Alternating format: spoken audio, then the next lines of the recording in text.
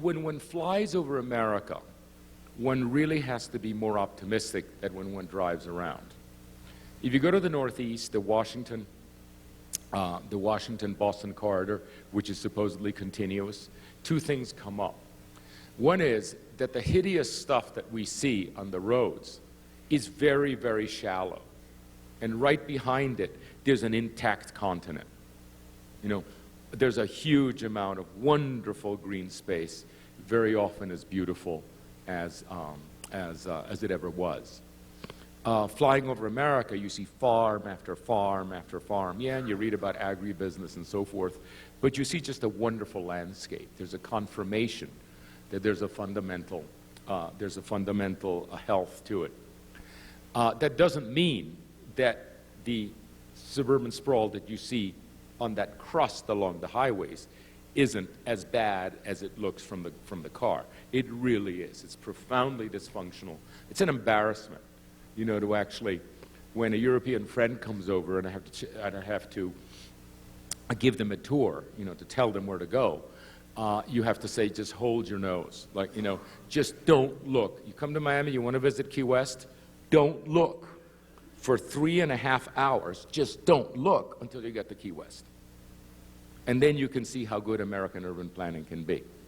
On the Atlanta to Savannah, just don't look, do like this, you know, drive like this, okay? Until you get to Savannah, then you see how brilliant we were. And it really is embarrassing to have to say that. So, which is to say that on the whole, the continent is sound. We have only built on 4% of the continental United States, excluding Atlanta. We've only built on 4%. But what's fantastic, particularly in the last 50 years, is how really mediocre it has been.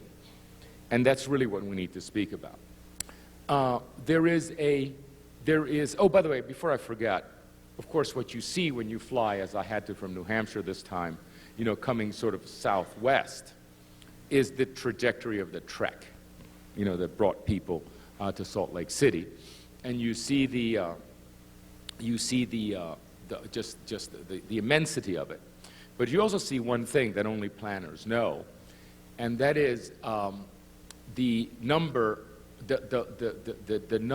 of ghost towns, the number of failed attempts at urbanism that you both can see sometimes, and that certainly come up when you do a plat. Like one of the things that happens when you're a planner, and with Google and GIS and so forth, is you sometimes get a piece of ground and like a ghost comes of a plat of a dead town, you know, from the 19th century, something that has been gridded and has died. And if you research just a little bit, the mortality rate of 19th century urbanism was pretty much like our last bubble. It was a huge bubble. The post-war American move west was a huge bubble. And they weren't laying out subdivisions, they were laying out towns. People were getting off the train with their plats ready and laying out towns. And we forget, you have to read through it in the literature, is how many very large projects died. Okay, so you arrive in Salt Lake City, obviously a plat that didn't die. And then you remember, reading from John Reps, the history it's in a book called Planning the American West. I remember what I read about the Mormons, not really when I was in college, because I didn't read anything when I was in college, but I read a lot afterwards. And I became interested immediately after graduation. And I've read a lot about, one of the things that sticks to my mind is, and it may be untrue, but I don't think so, because John Reps knows what he's doing, is that the Mormons laid out about 200 settlements and towns between Salt Lake City and San Diego, and not a single one failed. Okay? And it was an absolutely remarkable performance. No one has done that. Not Levitt, not Donald Trump, you know, not Alexander the Great, nobody. Nobody has ever laid out 200 towns in about 50 years and had them survive. That's an absolutely fascinating history, because not only of the speed, what was done, but obviously the quality, what was done. And I have a couple of insights, and you know, you're all going to come up and correct me afterwards. But what I remember about Reps that was unique is he made the case that when a settlement And I don't even know whether that was the term, what you called them. But when a settlement was to be laid out, this society was assembled. And there were a balanced number of men and women, and there were enough people that could be school teachers, and enough people that could repair shoes, and enough people that could make a box so you could ship the farming back. You could have, for example, a settlement might occur someplace in Oklahoma. Some guy that got a plat, got off the train, got a contract to have the train stop there. He lays it out, everybody spills out, and you have 90% men, and not a single person that can repair a shoe or make a box to ship back the wheat. Okay, so the place dies. So one of the profound intelligences of the Mormon, I would say, campaign, from Salt Lake City to San Diego, is that they programmed it correctly. And it was, insofar as was possible in the much simpler 19th century, they were complete communities. That is something to be remembered, because what happens in America right now, one of the extraordinary things about American urban planning is its complete imbalance. All the poor people are here, and all the rich people are there, and all the apartments are there, and all the shops are there, and all the offices are there, and the airport is over there, God knows how far away. And what you see now is a profoundly dysfunctional programming that is compensated by the fact that we have been so rich that we could demand for the government to build roads to reconnect people's daily lives. And not at the level of half a mile, but at the level of people actually going 45 miles easily on their daily trajectory. Okay? So we have actually lost that Mormon discipline of the small community, and we say, well, the government will just reconnect us. We're just going to build every 660 feet an 8-laner or a 6-laner. Okay, and that's public expenditure to the max. And then, by the way, we have to maintain those things, and we have to plow those things. And then the other thing is, we absolutely assume, and it's perfectly obvious here in the Utah that I have seen, that every adult will have a car. It's just assumed. Maybe because of religious discipline, they don't all get a car when they're 16. The way they do in California, in which every child gets a car, or they're totally socially dysfunctional. Like you can't do anything. You can't even go see a friend. The high schools in California look like mall parking lots. Okay? Now, it could be that you put that off, but in the end, the adults all have a car. It's just assumed. Now, the car is a fantastically expensive item, and it's hidden because it's all so, the payments are so fragmented. Little insurance here, a little gas there, $50 at a time, a little repair, a little battery, a little zero-interest loan, and who knows. But you know what it adds up to according to AAA? And this is information 4 years old. $9,400 a year per car on average. And I'm not sure anybody here has the cheaper cars, that bring it down. $9,400. Now, if you think about what $9,400 a year can buy when multiplied by the interest rates, if you didn't have that constant $9,400 per car erosion, you could buy $130,000 of house. You could qualify for $130,000 of housing. It's right there in the books. You simply would have the available income per car. Now, this is a kind of town that actually has houses for $130,000. There are other towns where $130,000 buy you bigger closets, okay? Or it buys you maybe not hollow core doors. It buys you solid core doors and one more. But here it buys you a house, and yet the car costs the same. So you have a profound imbalance. The very obsession that you have about getting the cars to work, to flow, the generosity of the very density of your 6-lane roads, I would say, you have the most gold-plated parking lots, in the sense that they're full probably very, very seldom. You fly over them and you see them half full and so forth. Google is terrific Google Map. You just do a tour of Salt Lake City's parking lots. And there just isn't a single one that has more than 50% cars, and some of them are just completely empty. Okay, so what you have is you have this kind of counterproductive obsession of getting the cars to flow that lure you into a kind of social contract in which you actually can't live without a car, which completely undermines your quality of life. And I remind you, it isn't that you undermine your quality of life because you spend your time driving around, sometimes an hour and a half a day, for ordinary things. It's that it is eroding your ability to choose what to do with your money. Whatever slack you have with the results of your work, you know, your discretionary funds, let's put it that way.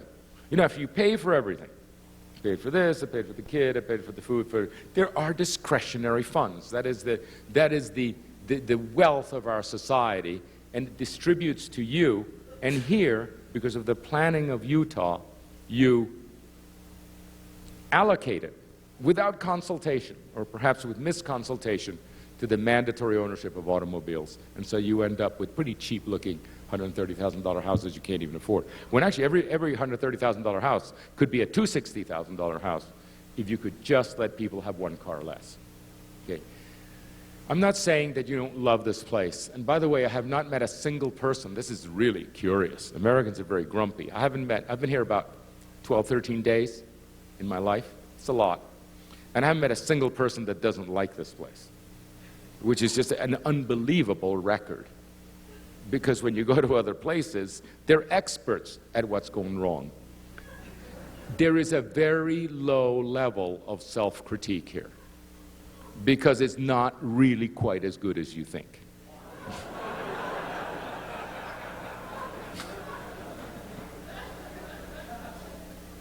Now, how is this dangerous statement going to be confirmed?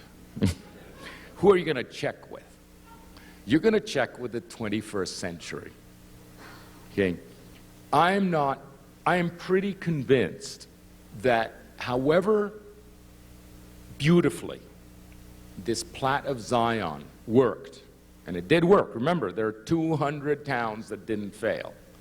However beautifully it worked, it has lost its way, and that many of the things that make your suburban sprawl so easy were not the intention of Brigham Young. Okay? I don't know how. I'm not putting him in hot water, I'm putting you in hot water. Okay, remember. There were certain intentions that were profoundly intelligent that actually permitted you to manipulate the outcome to become more than any other a car-dependent society. And there are two things that were abused. One is the very wide right-of-ways of 132 feet, which no one else got, has permitted you every 660 feet to put a 6 or 8 laner if you want it. Other people have to be more clever. They have to figure it out. It's harder to do. But here, every time you have anything remotely like traffic congestion, you ease it. You know, you ease it with the ability to build the roads. The second thing that happened is the 660-foot block, which is exceedingly large, possibly the largest in America, allows you thoughtlessly and with very little effort to have as large a set of parking lots as you want. You have no problem here building a large parking lot. Other people with the old Portland 200 by 200 foot block, the New York City 200 by 740, 200 by 740. New York City's blocks are a third of yours. And they have a hard time accommodating parking, so they're clever about it. You know, they dispense it with proper respect. It's expensive stuff, it's ugly stuff, it's anti-environmental stuff, it paves over the aquifer. Okay, you don't do parking when you have a small block system, but your enormous blocks allow you to really be very, very sloppy with parking. So this Plat of Zion has allowed you to be careless with the land, and you've paved it over. I don't think that Brigham Young had this intention, and the reason is that I've looked at the old photographs. Your streets, your thoroughfares, your 8 laners, and I don't know whether you're inured to them, but from the outside, they're famously ugly. They're huge, they're automobile sewers. You know, every once in a while you see a good building, but they never give you the spatial definition of a city. And you say, and let me give you an anecdote, which is when we tried to do one project here in Tuella years ago. And it's a telling anecdote because it was one of our projects that didn't go ahead, and it's because we wouldn't do it. I'm a pretty compelling person when it comes to convincing people, and I have a standard issue 25-minute presentation on narrow roads and how the narrow roads, which are complex and are good for pedestrians, you know, there are lots of virtues. I'm not going to tell you what the narrow roads are. And over the years, since every single project, every single DOT, every single public works person has had to be convinced that the roads are too large, you know, I'm pretty good at it. So this rather laconic public works person from Tuella just looked at me pleasantly as I put on my show. And when I was finished, there was a little silence, and he said, "Brother Brigham likes wide streets."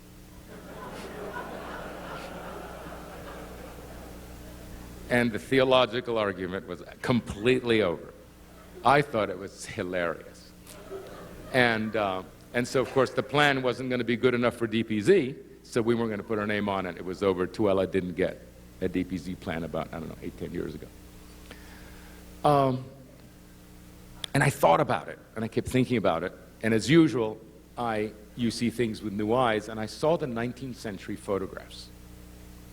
And the 19th century photographs of these wide streets were obviously not the hostile 8-laners. In fact, they were quite the opposite.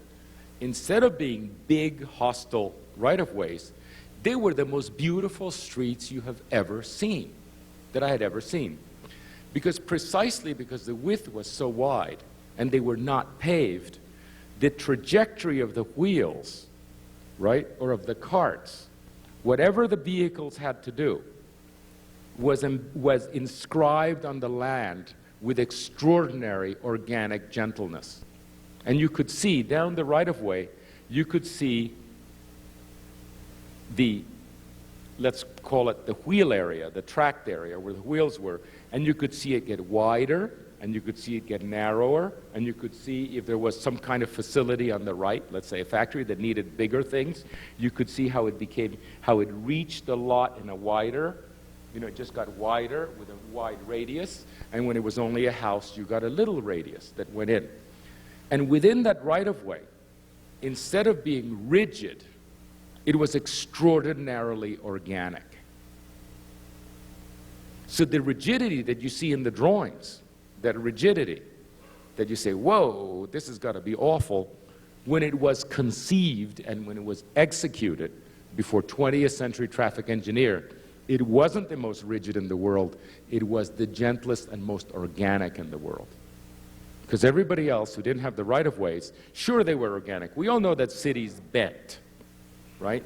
But in those cities in which the roads bent, the buildings were tight. And so, although the roads themselves bent, they didn't widen and narrow and do what was necessary. What actually happened was that your rather mechanistic and really famously unpleasant public realm, which is your roads, were originally conceived to be the most organic and the gentlest in the world. And you have to look at those old photographs, because you could see that the houses on the edges didn't just end with a simple lawn where the property ends. You know, the green part gravitated, it sort of washed into the right-of-way, and you created something that was exceedingly beautiful. And that's what you used to have. And I think that was the intention. I think that was Brother Brigham's intention. You see, the distance is huge, from the gentlest, the most organic, to the most mechanical and the harshest. Okay? And it needs to be understood that way. The second thing that happened is you get these big old blocks, big blocks. And Jane Jacobs wrote in 1963 in The Death and Life of the Great American Cities. By the way, we have a book called Suburban Nation, and it's going on a second edition. And it sold 97,000 copies in 10 years. And I wanted to see, everybody thought, that's a lot. And I said, is it a lot? well, how much is it? How much is $97,000 for a planning book? And so you can pay $45 for a search. And it turns out that that's the third bestseller of all time. That our book is the third bestseller. And it's actually per year by far the best seller ever. Jane Jacobs is the winner by hundreds of thousands. Okay, it's been a really influential book since 1963. By the way, the second book, the second bestseller, 1978, Chris Alexander's A Pattern Language. And you definitely have to read those two. And in fact, I would read those two every few years. Because you look at Jane Jacobs and you look at Chris Alexander, it makes more and more sense.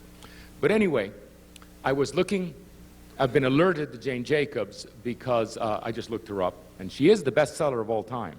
That book has spun off certain things that are considered, even particularly by the new urbanists, as dogmatic orthodoxy. And one of them, she notes that the gentrification of New York, when it went from slum to the really cool places, Greenwich Village, Soho, and so forth, followed this small block pattern. New York, in the southern tip, has an overlay of the 18, I believe it's the 1816 grid, which is the rigid one, but it had old stuff going through it, Broadway and old creeks and cemeteries and things. So down there it's irregular, so you get bigger and smaller blocks in New York, and she actually has a map. I believe she talked about it. I've seen a map, but somebody else must have drawn. And the gentrification moved along the small blocks. And we all understood that the ability to have choice, the ability to, I'm now deciding, constant choice is incredibly enriching because you can design the trajectory of your day. This is the day that I have to pick up the laundry. This is the day that I meet a friend at that cafe. This is a day, and New Yorkers can actually maneuver. By the way, there's a wonderful, wonderful book, which I just finished reading by a great critic of the new urbanism. He really hates us. And his name is Michael Sorkin. And he wrote a book about his life in Manhattan, which is called 20 Minutes in Manhattan. And it's a worship of Jane Jacobs, and by the way, secondarily of the new urbanists. He will never admit that. But it was a delight of a read. And it actually talks about how he walks 20 minutes from his apartment and to work. And he fills the whole book with the choices that he has. So it's absolutely true that Jane Jacobs and the small block.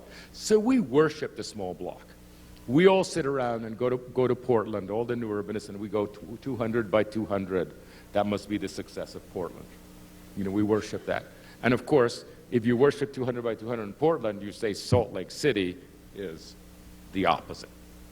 It's like the worst grid in the world. 660. 660? The worst. Okay. What is it? 9 Portland blocks fit in one Salt Lake City block. Salt Lake City has got to be horrible. I completely disagree with that. And it comes with a certain maturity about how planning is done. At the beginning, what we were good at is the precision with which we planned. The precision. The fact is, Seaside, and really, frankly, our towns, and we've designed 100, I don't know how many, 160, of which 40 are essentially being built, which is a pretty good batting average despite the misery. It doesn't sound like a lot, but it's a pretty good batting average. The reason they succeeded and became well known is the precision of our coding. We would code at every level. We would have regional codes. We would integrate public works with the private realm. We would integrate the landscaping. We would actually talk about the architecture right in the code. And the precision created, although we downloaded to others, and Seaside is almost 30 years old, and it's still getting built, although we downloaded to others, the precision was what we were all about. And then I began to think about, although our towns are organic in the sense that we don't do the architecture, we download to hundreds of others, and that's what makes them rich. By the way, if you use too few architects, the architects will fake variety, but it isn't authentic variety. Any one of the large projects you have in which you give a lot of very few architects a lot of buildings, it's varied, but it's a false variety. It's a little roof to the left, a little roof to the right, and you see a lot of it around here. You see an awful lot of fake variety around here. It fools nobody. Fools absolutely nobody. Might fool the developer, but didn't fool anybody. So at least we were good enough to download to many, many architects. But then we realized that actually we were downloading very few things. We were downloading the aesthetic. We were downloading the interior. And we still had fascist tendencies. You know, the planner's famous black shirt in the closet. You know, really good planners are control freaks. You know, we love top down. And I've learned that what happens in our towns, we get an awful lot of credit for the intelligence and skill and attention paid by others after us. It all accrues to us. Whoa, that's so great. And I said, well, you know, in my mind, I said, that architect sweated over that picket fence in a way that I never would have. You know? And I've become more and more interested in the ability of allowing others to have an effect. And our very latest plans or codes design not so much the town as lay out what must absolutely be laid out at the level at which we're asked to operate, and then design the process by which others subsequently, and may I say at the last possible moment, by the smallest group competent to make the decision, at the last moment, in other words, you downstream it, right? It's a liberation movement. You downstream it so that intelligence can be applied sometimes years after you've done the plan when the facts are in. Because, you know, the plans that we lay out, even our smallest projects take 20 years to build out. That's the year 2030. What's that going to be like? Yeah, I do a lot of reading. I can speculate, you know. I know where, you know, the climate is going. I know where the petroleum is going and so forth. But the fact is, I don't really know the details. I don't know, for example, the degree of social instability, of which you are so exempt, but others aren't. Right? What's it going to be like in 2030? You know, if the asymmetry of wealth and poverty, you know, becomes more pronounced in the world, you know, and so forth. What's it going to be like? Well, I don't know, but I can set it up so that others can make the decision subsequently, without interfering with the stuff that I actually need to do right now. That's called subsidiarity. And that's an extraordinarily important word, which is, it isn't that it's a free-for-all. You actually design a system by which others can decide. So let's look at the 660 block. Brigham Young. Or, you know, maybe it's earlier, it's Smith, right, who actually did the plan of Zion. This 660 block permits a fantastic amount of flexibility. It is the epitome of subsidiarity. Okay. First of all, if you just develop the edge, and I was given a formula, if you develop the edge on a certain plat, the agricultural ability of that block was enough to feed the people on the edge. Okay, so when there was the time to grow your own food, that block delivered. Right? And that was the reality of Brigham Young. And then as things happened and industry came in, and in unimaginably bigger structures, you know, when things were manufactured, lo and behold, the block could fit them. And you see that. You see that out there. Portland can't do that. New York can't do that. A lot can fit in a New York block, but not that. You have to start closing streets. And then, basically, if you look at the block of the city of Zion, it does not preclude Portland, because you can subdivide it absolutely cleanly into 9 Portland blocks. So at any time that you want to have a neighborhood that's like Portland, you subdivide it effortlessly, without friction. Now try to get Portland to install a factory. Ooh, we've got to close the street. What's the effect on the traffic, et cetera, et cetera. There's a great deal more agility in the 660. And by the way, it doesn't have to be 200 by 200. You can also cut it to 330 by 330, which is something that has been commonly done. And you can have asymmetrical situations. You can have 200 and 600. And you know what else you can do? You can have an urban crust on the outside, dealing with the harsh reality, and there's enough land inside to make the gentlest of rural villages. You can actually have a block that can have what can only be called radical juxtapositions. You can live in a village complete with chickens, okay, with chickens and fish ponds and irregular little houses, shacks, rural living, with all the delights of that, and walk to the edge of the block and get a Starbucks. Is that great?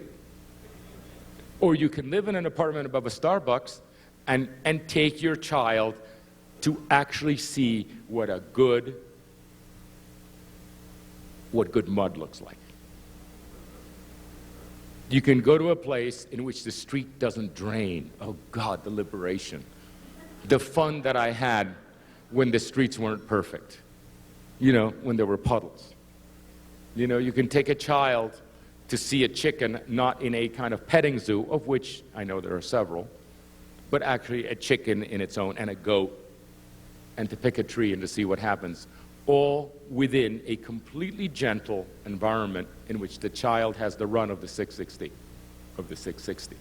It's an amazing machine, the 660 block. And although, if you look at the aerial photograph, over time, you can actually tell that it has been subdivided with some agility, right? There are streets that were added. It was never systematically added. It has never been systematically explored, you know, what the 660 block can do. And if you look at the latest plans that I do, did one in, about a year and a half ago in Scotland, and the one I finished in New Hampshire, they have huge blocks.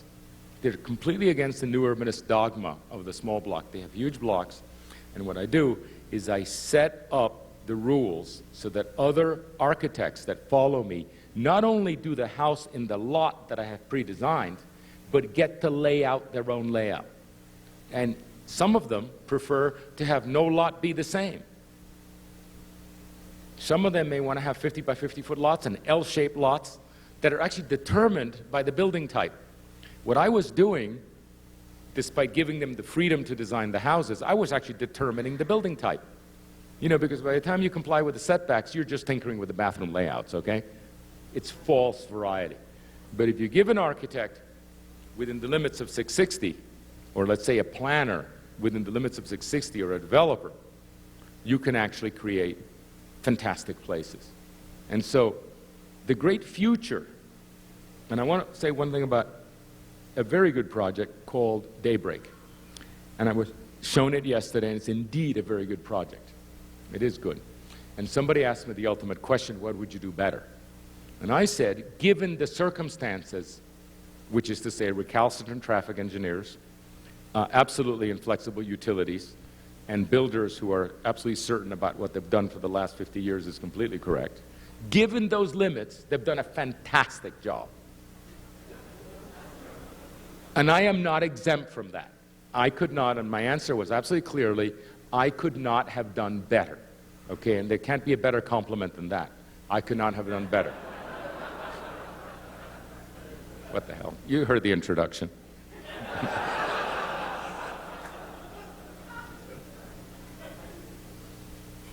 And then overnight, after being steeped in Salt Lake City and the city of Zion by having dinner with 6 professors, I could have done better, because I would have based it on the Utah block. I would have based it on the Zion block. You see, I wouldn't have brought in, you know, the standard issue new urbanist kit, which is what was brought there at a very high level. I would have actually, you know, within 24 hours, I probably would have engaged enough people on an intellectual level and looked at things with a sufficiently open mind and a sufficiently critical eye that I would have tried to actually put on the Zion block and take it for a drive. Because what happened is you have an incredible sort of, let's talk about cars. You have a Ferrari in the garage and you've never taken it for a drive. You've never shown what it could really do. You're taking your Ferrari and you're using it as a dump truck. Right? You've turned this Ferrari of a block, you've turned this Ferrari of a right-of-way, and you've actually turned it into a utilitarian. You know, a utilitarian mentality rather than the poetic mentality has taken it over, and you've never been shown what the city of Zion can do. Now, it's important that you undergo a kind of, you notice that I have actually been not so much, well, as much criticizing you as I've been criticizing my own practices. I've been marching right through the orthodoxies of the small block, all these things, you know, the inability to see. And the reason is that at or about 2008, the 21st century started. It didn't start in 2000. The first 8 years were a complete continuation of the 20th. Nothing changed. In fact, it was an exaggeration of the 20th. The extraordinary wealth of America, you know, was just being incredibly, it had become, well, you know how it ended. It really wasn't real. But there was a continuity. When I started practicing in 1980, there were limits. The developers didn't have huge loans. The developers were much, much smarter. I remember them now. I remember how smart they were because they didn't have money. And they were very, very, well, I mean, they had money, but they had very small loans. And the interests were very high. And so they were incredibly clever about saving money. And now, we all, not excluding myself, have been lulled by the wealth into becoming dumber and dumber. And we were incredibly stupid by 2007. Everybody was stupid. Brilliant bankers were stupid. Alan Greenspan had been stupefied. Who was not stupid? We had been stupefied by this wealth. And then it crashed, and it crashed in a comprehensive way because 3 crises overcame us simultaneously. I think any one of the crises wouldn't have been enough to wake us up, because we're Americans. But when 3 crises hit you, it's almost theological. Particularly when you realize that the 3 crises are not related and need not have happened at the same time. They could have been spread apart by 5 or 10 years. But they all landed together. One of them is the consciousness of climate change. Now, I do not speak about climate change, the science, okay, because that was known since 1988, and by 1990, people could have freaked out and started acting. I mean, we could have freaked out about climate change in 1990, but we didn't, because Al Gore's propaganda film, which, by the way, is the best propaganda film of our time, it really approaches some of the Russian jobs of the 1950s. And by the way, I say this with absolute admiration, awoke us to climate change. And I know I was asked yesterday to not mention it, which of course is catnip for me. Don't mention that. Go for it.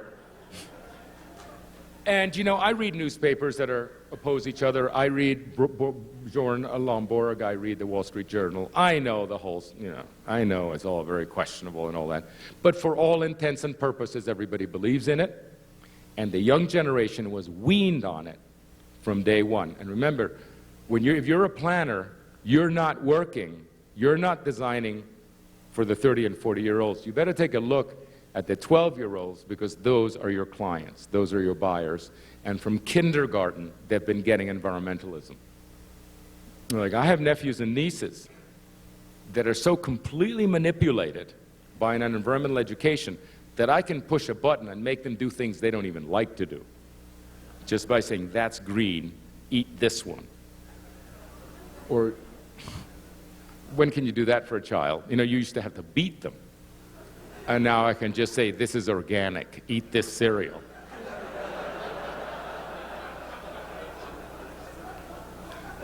And we're this, however hideous it tastes, by the way, it's amazing. And by the way, the real estate developers are this far from discovering that they can push that green button. And they can make them, you know what? This house is small. That's smaller for more money. It's environmental. Go for it. It's absolutely extraordinary. So let me just say this, regardless of your acute skepticism For all intents and purposes, we're operating in a world in which climate change is real. It's not what you believe, it's the perception. So let's talk, okay, just assimilate that. And that hit us very hard about 2007. The second thing that happened, which was very interesting, was, and I think it's less well known because it's been an up and down, is peak oil. And there's a total misunderstanding about the situation with petroleum because we think it's going to run out. Everybody thinks, oh, this is about it running out. Oh, yes, but we have the North Slope, and we have the Canadians, and we have this, and we have that. The problem with peak oil is twofold. It's not that it's going to disappear. We have 80 years of the stuff. It's just it'll never be cheap again. And although we're going through a cheap period, it's actually creeping up. I now have a $50 gas tank again. Okay? It'll never be cheap again. And our entire society and your city is based not on oil, on cheap oil. And if petroleum becomes expensive, the rules of the game change. Walmart, the rules of the game of Walmart change. You know, they don't even have warehouses. They have trucks on constant movement. Imagine that conception. You know, it's amazing to me that I can actually specify a window and it'll come from Portland, as if transportation costs nothing. That doesn't happen anymore, but I used to say, this is the window. And 10 miles away there was a factory in Miami, and some window would come from Canada, and it would say, does it cost nothing to transport this stuff? My last project was an abandoned 630-acre apple field in New Hampshire, the capital of apples. And in the motel where I was staying, the apples were from Chile. Every morning there were apples from Chile with a little label on each apple from product of Chile. I said, good. I mean, does it cost nothing? Well, those days are over. Okay? Now, they're not over right now, obviously, but your business is not now. Nobody's business here is the present. You're not in the business of the present. If you're planners, you're in the business of the future. Everything you hear, everything you think, everything the elected officials say, every account that you see, you know, when you see the financial performance of your city, you have to learn to project it 20 years out.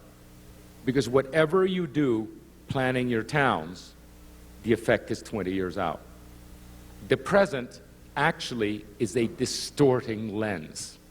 The present confuses you. You have to learn to think of the future. And if you think in the future, it's pretty elemental that the market is going to be green. It's the great environmental driver.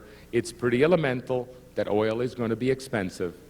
And then the third thing that happens, if you look at the accounting of any municipality, any school board, the nation as a whole, the states and the cities, is that we're not the ridiculously wealthy country we used to be, and that's permanent. This isn't some kind of bubble that collapsed. That's the first thing. What first happened is the bubble collapsed. Ooh, oh my God, our bankers were stupid, you know? And somehow there's the feeling that we'll get out of it, and we're going to go back to the old way. But what you're going to be hearing more and more and more is that the problems are structural. Structural means permanent. We have structural problems. And the problem is that we're not absurdly, ridiculously wealthy anymore. We're a normal country. We are like, guess, 1960. Ooh, think about 1960. It was okay. Okay? In fact, think about 1850, and it was okay, when we were a very poor country.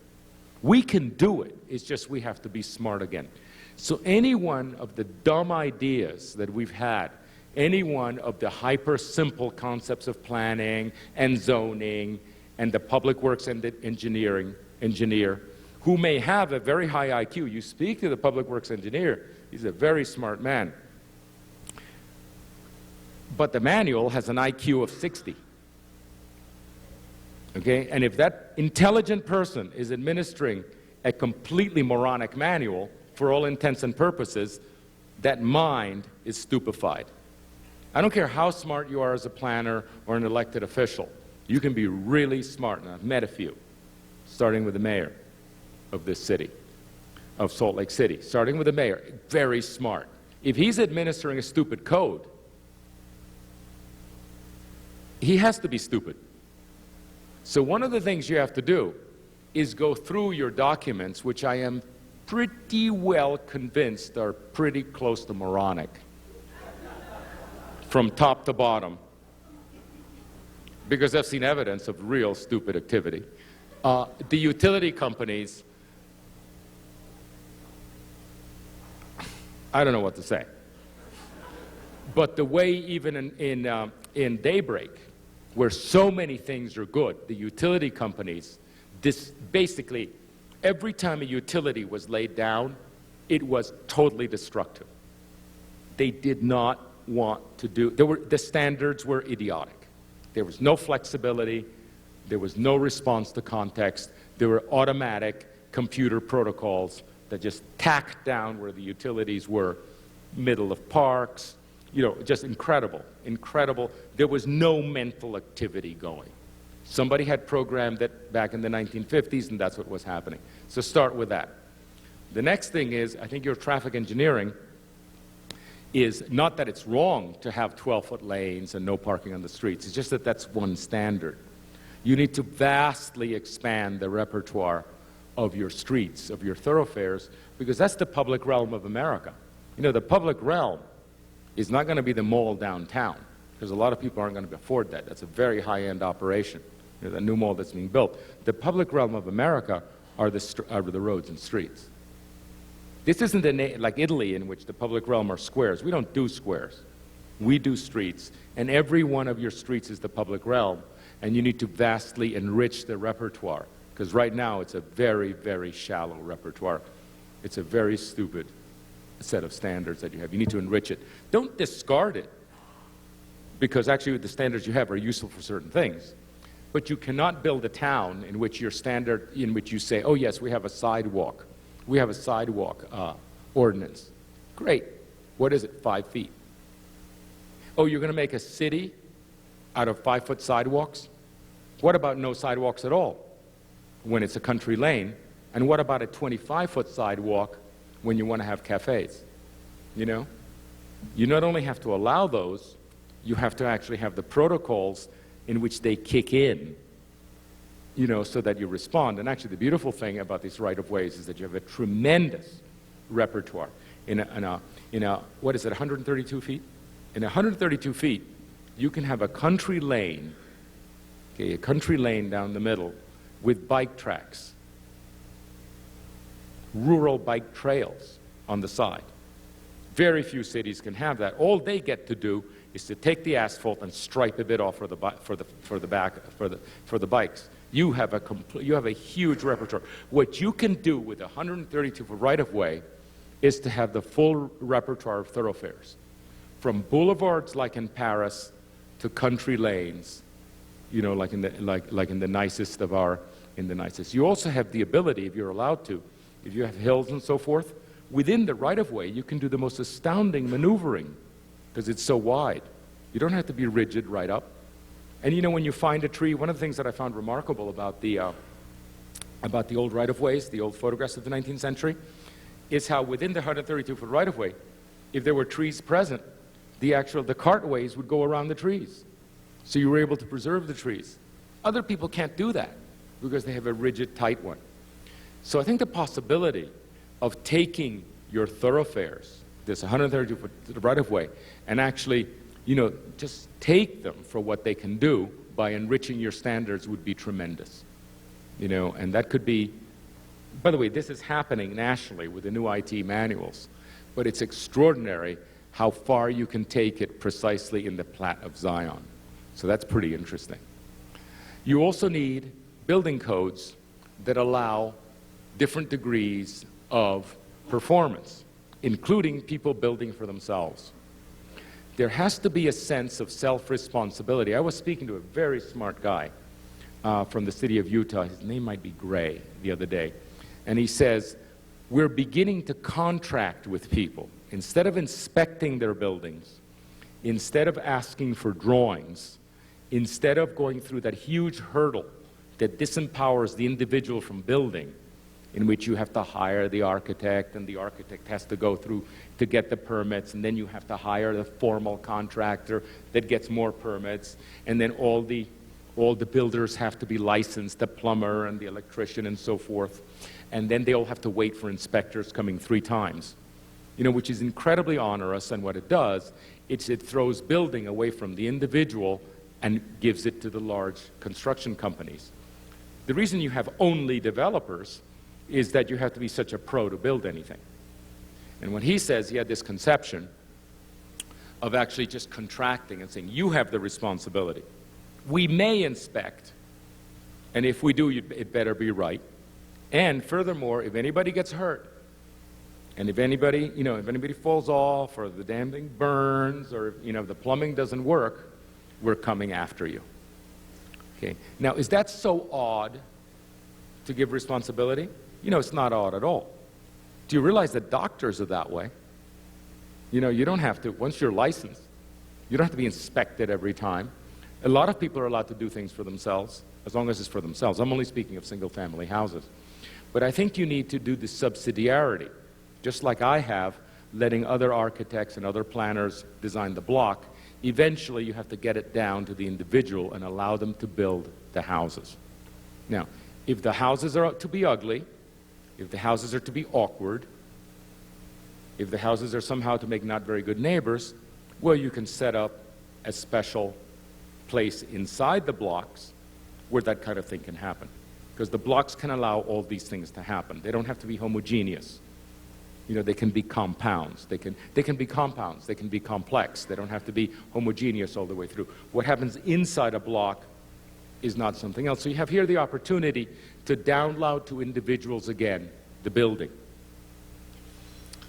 So we talk about 3 crises. I need to get back to the central core of there was the consciousness of climate change.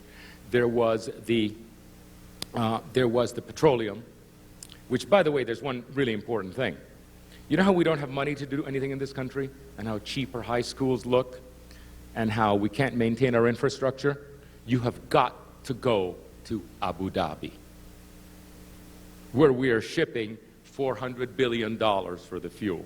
You should see their transit system. You should see their high schools. Do you know what happens when you fly in Emirates, the airline? You land and you're a little disoriented. It's been rough. And suddenly, before you know it, there are people taking you through. And before you know it, they take you to a white Mercedes-Benz where your own driver takes you to the hotel. Absolutely. And is this for the price of my ticket? Astounding. By the way, fly into Houston Hobby Airport and compare. Try to take a taxi at Houston Hobby Airport. I mean, I could just take 15 minutes and tell you my experience, which was unfortunately close to Abu Dhabi. The reason that Abu Dhabi can do that, and the reason that Houston is absolutely, it was like arriving, forgive me for insulting, but it's arriving in some just impoverished third world country. It was an incredible experience to arrive at Houston after you've been in Abu Dhabi. And the reason is that we're shipping $400 to $800 billion a year on the idiotic idea that we have to drive for everything, including a cup of coffee. Okay, that's unsustainable. Now, all the changes that I have been alluding to, and there are many more in my own practice and in my own thinking, is because the 3 crises coincide and woke me up. It's in Alabama, they would say I was hit upside the head. A real slap like that. And it woke me up, and we had to rethink things. And I have been rethinking things. And by the way, just because you started rethinking doesn't mean you know what you're doing. But I've gone through about a 3-year campaign of rethinking things, and so has my office. And I want to spread this. The idea I want to get across is not so much the details, but how you have to change. Because you have a responsibility for the 21st century, and the 21st century is very different. First of all, climate change might be true, and there's going to be a lot more of circling the wagons. There's going to be an awful lot more of something that is closer to Brigham Young conception of the block, which is self-sufficient with its own food and that can drill for its own water. It's going to be closer to that than whatever you've been doing lately, including that big mall. Okay? So between 1880 and what Salt Lake City used to look like, and that big mall that is going up close to the temple. In 30 years, it's going to be a lot closer to 1880 than that mall. That mall was conceived in the 20th century, and it's one of the last monuments of the 20th century. Everything about it. You know, the fact that it had to be built all at one shot, it couldn't be phased. You know, the fact that it was fantastically expensive. The fact, by the way, that the entirety of it, every single thing about it, is based on buying stuff. The whole idea that the society gathers on the basis of buying stuff, of shopping, is going to feel really hilarious. Oh, Americans only come out where they shop. By the way, I'm super guilty of that. All of our town centers were based on retail. And it's beginning to sound to me really ridiculous. I'm kind of embarrassed. The town centers we're designing now are based on the organization, growing, processing, selling, and consuming of food. They're market squares, which is to say a lot closer to 1880 than to that mall that's being built downtown. Okay? So if you think 30 years out, remember that the message that I have today, the message that I want to transmit, is the rules have really changed. They've really changed. If you just track those three crises, you really have to rethink everything you've been doing, because the 21st century is going to be a lot different. Now, there's a wonderful book you have to read called The Long Emergency by a new urbanist called James Howard Kunstler. And he was so prescient in that book, which is now about 7 years old, that it reads like history, but if you look at the date, it actually predicted. And what it does, with absolute relentlessness, is if you think there's any escape, if you think wind power is going to do it, if you think solar is going to do it, if you think anybody's going to save our bacon, he marches through it, and not with opinion, but with expertise and illusion, he says, that ain't going to do it, that ain't going to do it, that ain't going to do it. You know, the electric car ain't going to do it. Somebody has to make that electricity, guys. You know, like, yeah, you know, that electrical power isn't free and it isn't clean. Somebody is making it in an unclean way. By the way, the Arabs are making, you're going to hear about a city called Masdar. It's being built with our money in Abu Dhabi. It's a zero-energy city.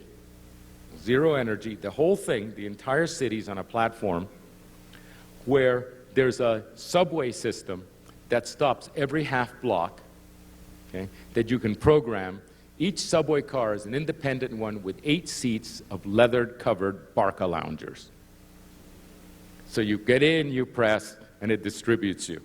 And it's zero energy. It is fantastically expensive, okay? But they're going to have a zero-energy city, but it's false. And they're saying, oh, this is the model for the world. It isn't. That entire city is based on subsidies, which are the sale of petroleum to others. That's where the money comes from. It has externalized its carbon impact. It is 100% fraud. The electrical cars are 100% fraud, because that electricity is being generated somewhere. And unless you're near Cascadia, where you have the dams, in which is essentially it's clear electricity, it's dirty electricity. The Italians are building 70 coal-fired power plants. Okay, it isn't going to work. And it's going to become very, very clear that we're not going to make it. That actually, in the race to prevent climate change, I think within 5 years, it's going to be clear. By the way, we're not going to feel very much. It's going to be maybe a little hotter, a few more storms, very little. Very little. I'm not going to affect my life at all. Most days are going to be beautiful, no problem. But the consciousness that we won't make it will be widespread. And once the consciousness comes in, people will be looking for places where you can circle the wagons. Okay? And the whole ethos is going to be, how do I circle the wagons? And it's not going to be horrible. It's not going to be horrible, but you really want to make sure that if the supplies of Chilean apples are disrupted, we'll get Chilean apples, but it may be disrupted for a season. We'd like to have an orchard. You know, we're not going to have a collapse of the power grid. But if it happens that we have one brownout a month, one brownout a week, which is perfectly normal all over the world to have brownouts, it's nice to have a solar panel, you know?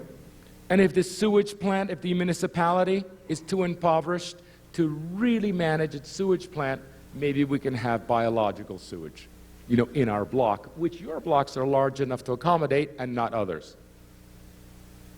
And by the way, here's the thing, Toshiba has a nuke in a tube.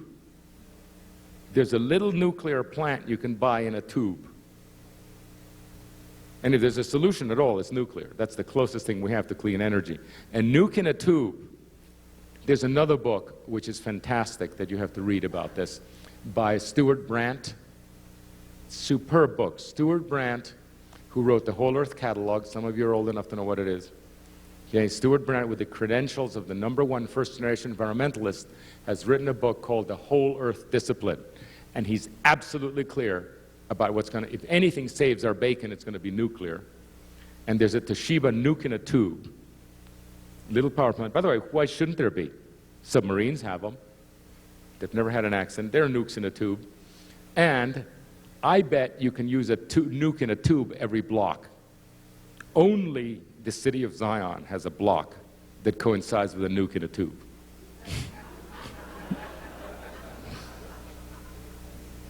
Everybody else's block is too small.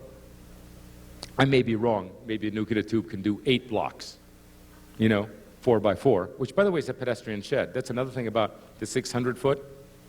4 blocks by 4 blocks put together make a beautiful pedestrian shed. People can walk to the center. It's an extraordinary discipline. And all your planning should pay attention to the pedestrian shed because people are going to walk in the future. Walking is absolutely fundamental because, and there's nothing wrong with it. Now, I'm going to want to get back to Kunstler. Kunstler does 2 things. He tells me, whenever people say that my book is depressing, it's too depressing, I know they didn't finish it. Because in the end, I paint a picture about a society that as a result of the falling away of all the stupidity, a society that as a result of this actually makes more sense. It's more equitable. Okay? It's more pleasant. You can open a window. It's more healthier and better to have food growing close. All these things. It feels much better to have control of your things. It feels much better to know not only where your meat came from, it feels much better to know where your sewer goes, where your water comes from, where your electricity comes from. And the fact that walking as an option is extraordinarily liberating for the 50% of Americans, not you guys, because you're a wealthy state, the 50% of Americans that are too young, too old, or too poor to drive. Half of Americans are not functional in the city you're building. And by the way, the percentage will go up as we become poorer and as we become older and as you can't maintain your infrastructure. Okay?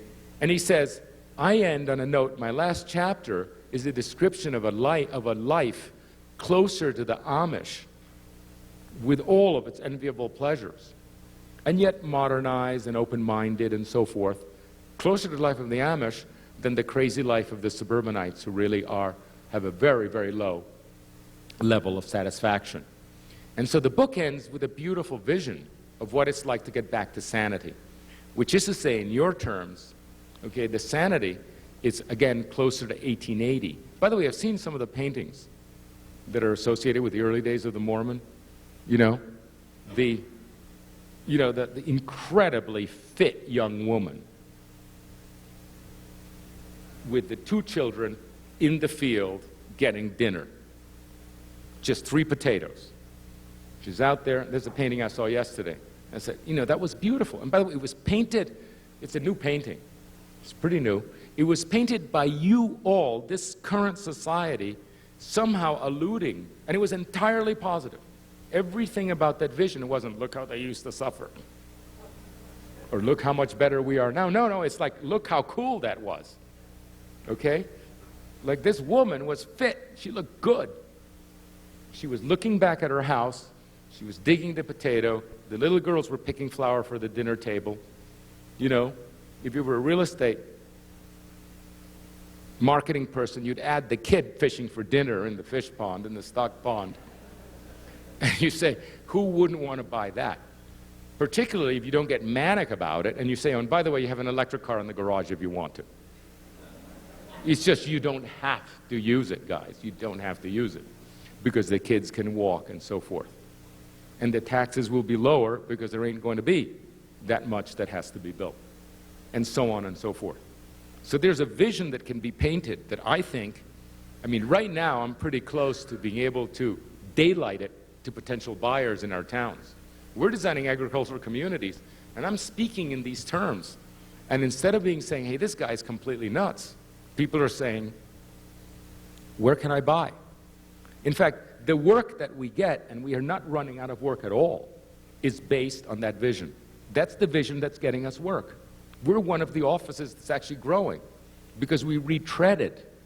You know, we actually rethought it, we retreaded it, and we painted a vision of a future that was plausible and also better. Absolutely amazing. So what I would urge you to do, and I'm going to take a few questions, what I would urge you to do is to, you know, like they say, take advantage of these crises, of these three crises. By the way, if you believe in providence at all,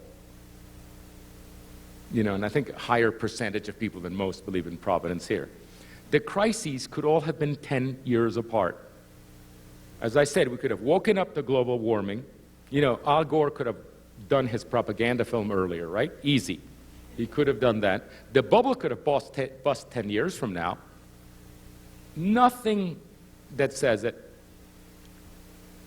The problems that we have with the oil-producing countries, from Venezuela to the Arabian ones, could have happened, you know, it could have happened in 1958. Could have happened 30 years from now. There's no timing that says it had to happen now. And yet you get this total overlap of the three. They coincided in time. Why did they coincide in time? And what's happening now is the country has somehow been awoken, and the country's saying, what now, what now, what now? We're all confused, we're all confused. It's because of the three coincided. I know that I would not have woken up with any one of the three.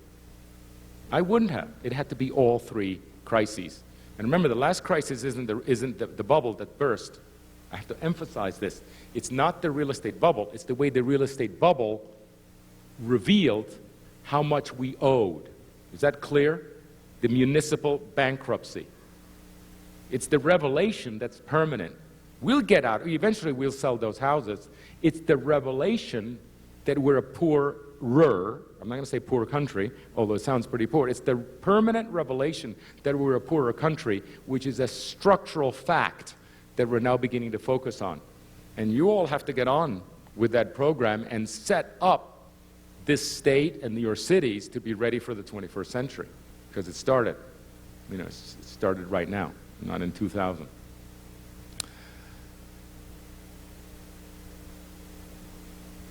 Remember, okay, I don't want any sort of like, you know, I don't see anybody here in the front that's all that unhappy looking.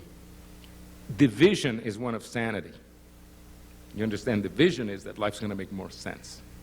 The vision is that you're better set than most. This selection of this valley with the agricultural fields, the selection of your large block, the width, all of these things in a prescient way. You know what?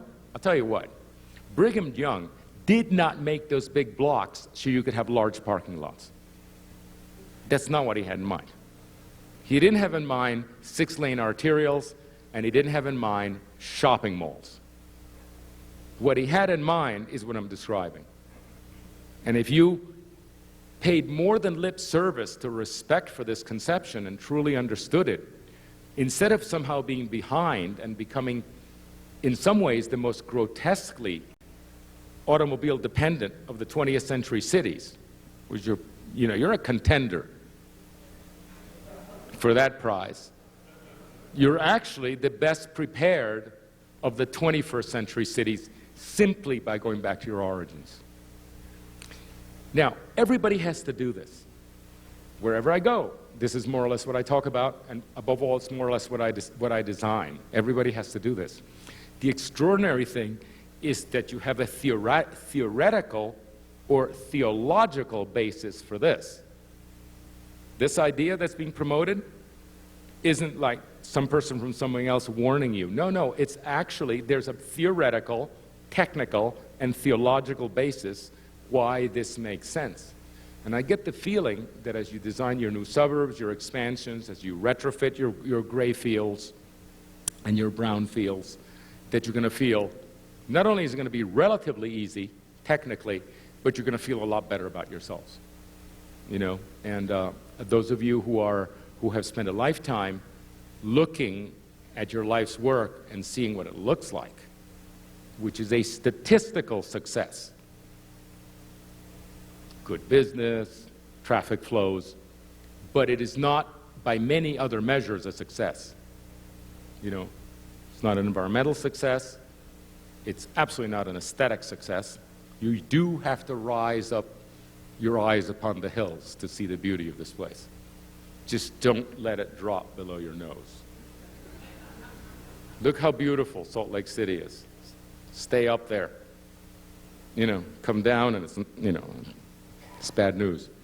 So I want to end there, and I'm going to take a couple of questions. We have about 5 minutes. Any questions? Yes, ma'am.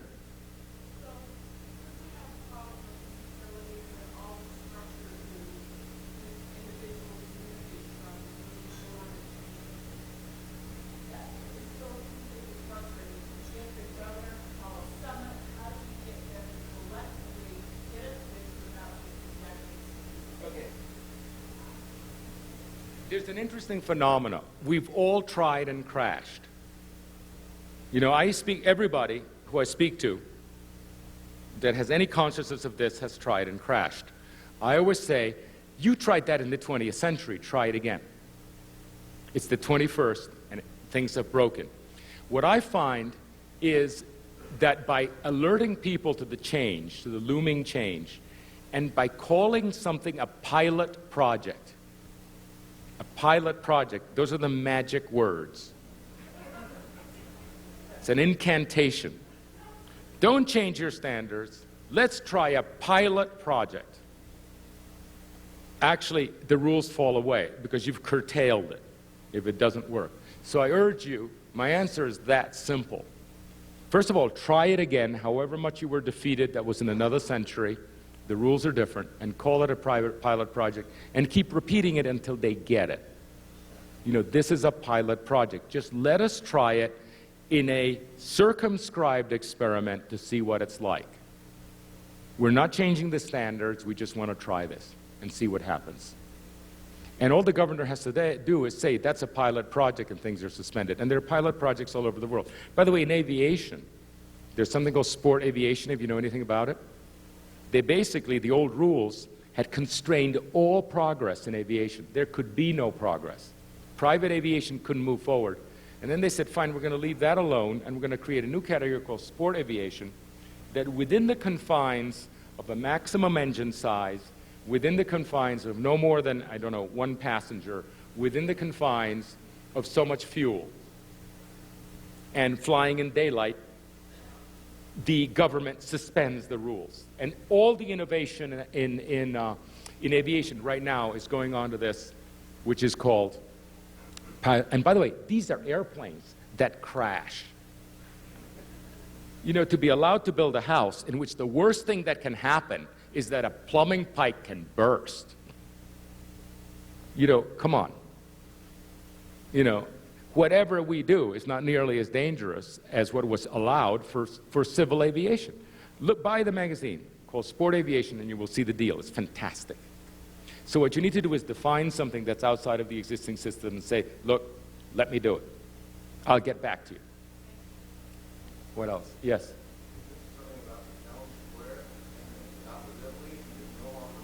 Yeah.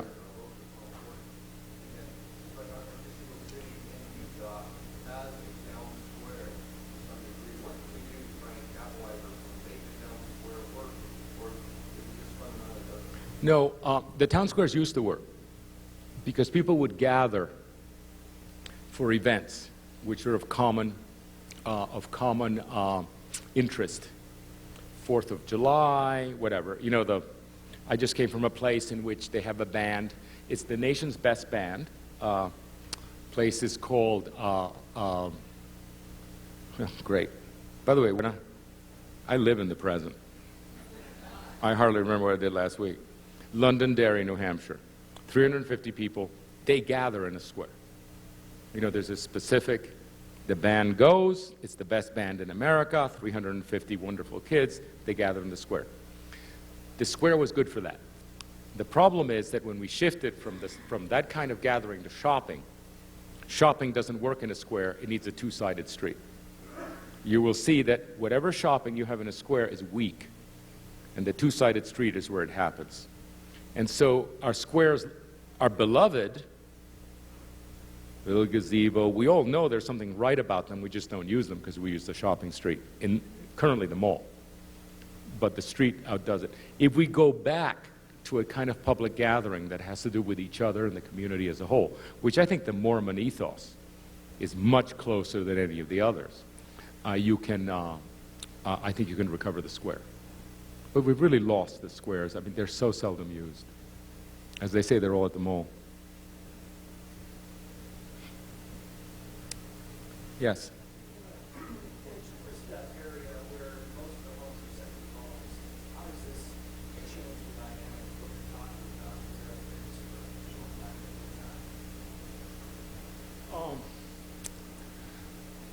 Virtually everything that we have pioneered. The question was in a tourist area where the dynamic is different because the homes are used for just a few weeks a year. Okay? We've done probably 5 resorts. Every one of those resorts is where we experiment. Because people, when they go to a resort, expect something closer to utopia. Okay, you don't displace yourself for your lousy 2 weeks vacation to arrive in New Jersey. Right, and your house and your ranch house, all the safe stuff that we all love. You want to live 2 weeks in utopia. So you pay fantastic amounts to walk around Nantucket, or to walk around Key West, or to go to Europe, or to go to Disney World, which is Utopia Central. Disney World is. And when we're asked to do a resort, somehow people expect it to be much more perfect, and that's where we experiment. Seaside was a resort, and that's how we talked about porches and walkability, things that are very normal now, but what gave us the exemption was the resort. Right now, we're experimenting with courtyard houses. Houses in which the space is completely private, so you don't need a big yard. See, right now, you all love big lots. Why do you love big lots? You're not going to farm on them. It's the only device you have in your primitive urbanism, and that's the only way to call it, to get privacy. By having a large lot, your neighbor's further away. Well, let me tell you, that's kindergarten. It costs more, it has to be mowed.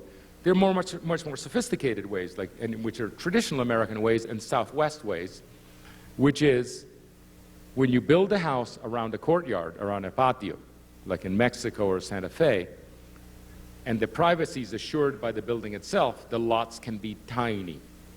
And we have a new project, a new resort called Alice Beach, A-L-Y-S, and I want you to Google it, because it's 100% courtyard houses, 100% private.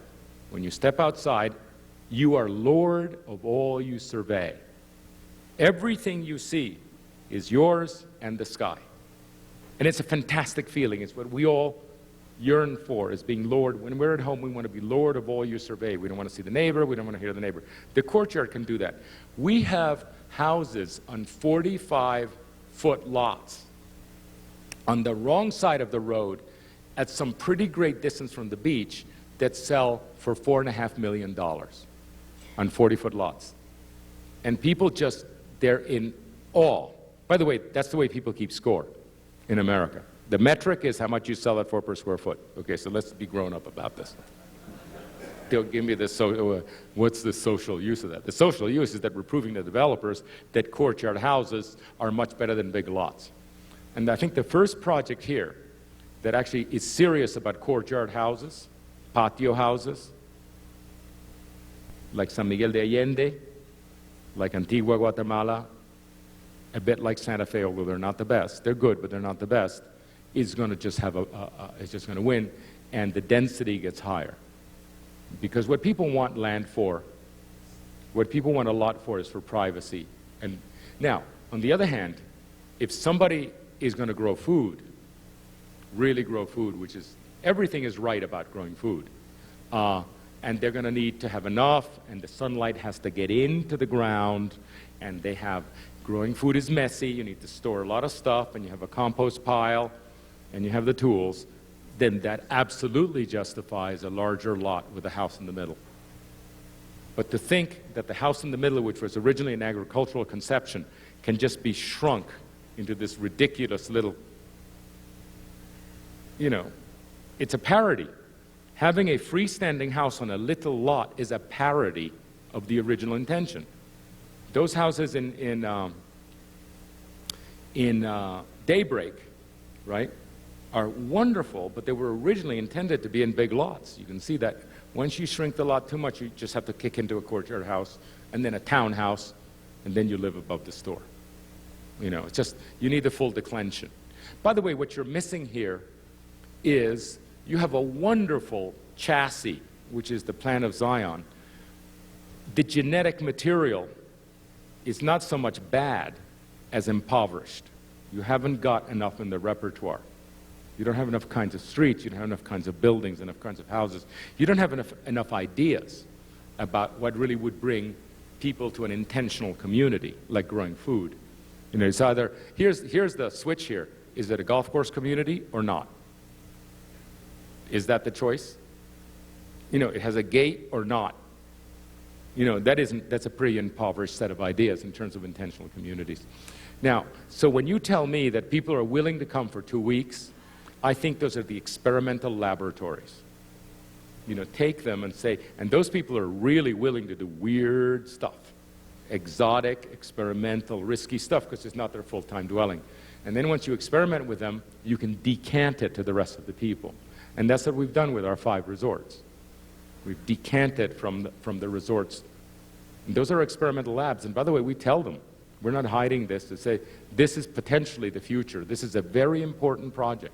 You're participating in a very important experiment.